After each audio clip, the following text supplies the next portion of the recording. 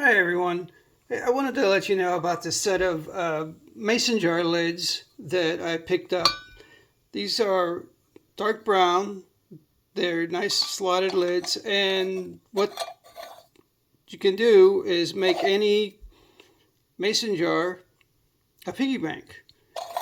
Now this only fits on standard size. These are all standard size lids, standard size jars, sorry. But this is a wide mouth jar.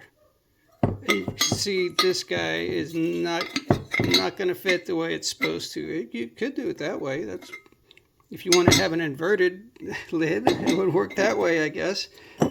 But any other standard size lid, standard size jar, these are going to work on. You know, you can put your coins in, of course, or something like a washer, buttons,